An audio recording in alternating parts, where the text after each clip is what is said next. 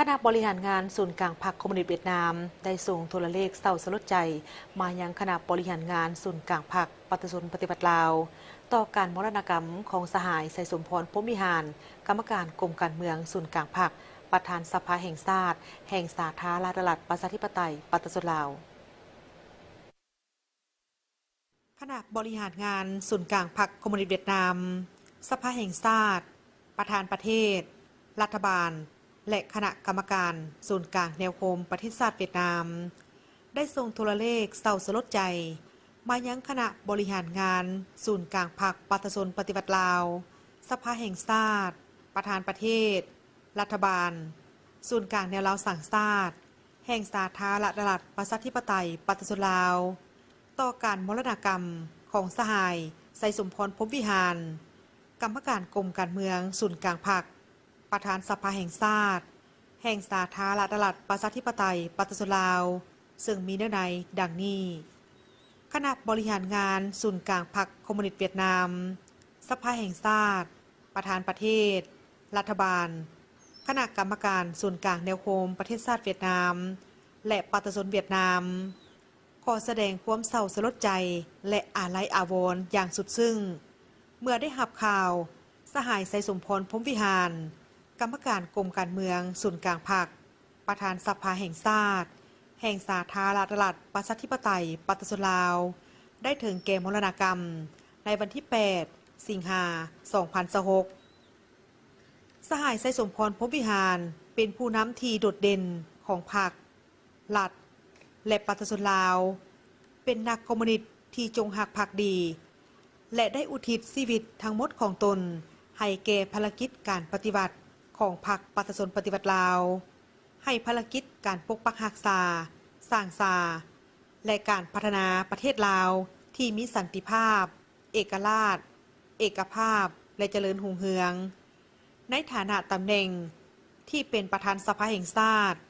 และในบทบาทสำคัญอื่นๆจำนวนหนึ่งของพรรคและรัฐ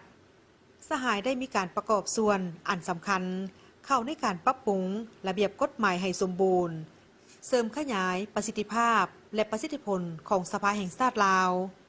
ส่งเสริมการพัฒนาเศรษฐกิจสังคม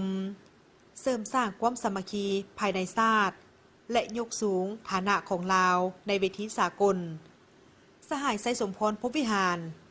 แม้นเป็นสหายและเป็นเพื่อนที่ยิ่งใหญ่ผู้สนิทสนมของพรรครัฐและปฏิสนเวียดนามยามใดก็มีจิตใจหักแพงอันลึกซึ้งและความเป็นห่วงเป็นใยเป็นพิเศษต่อการปกปักรักษาเพิ่มพูนคูณสร้างและพัฒนาสายผูกพันมิตรภาพอันยิ่งใหญ่ความสามัคคีพิเศษการร่วมมือรอบด้านและหุ้นส่วนยุทธศาสตร์เวียดนามลาวการจากไปของสหายไสสมพรพรหมวิหารเป็นการสูญเสียอันใหญ่หลวงต่อพรรครัฐและปฏิสนลาวไอ้น้องและในเวลาเดียวกันพรรครัฐและปฏิสนเวียดนามก็ได้สูญเสียเพื่อนที่ยิ่งใหญ่ผู้เป็นสหายที่จงรักภักดีและสนิทสนมพวกข้าพเจ้า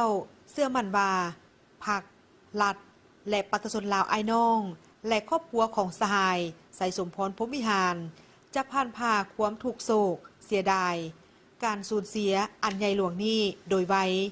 และสืบต่อภารกิจสร้างประเทศลาวให้นับมือพัฒนาและเจริญรุ่งเรืองในโอกาสความโศกเศร้าเสียดายนี้สหายตัวเลิมเลขาธิการใหญ่ประธานประเทศแห่งสาธารณรัฐสังคมยงเวียดนามสหายเจินเกิมตูกรรมการกรมการเมืองศูนย์กลางพรรคผู้ประจำการ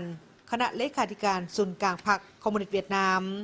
ยังได้ส่งโทรเลขแสดงความเศร้าสลดใจ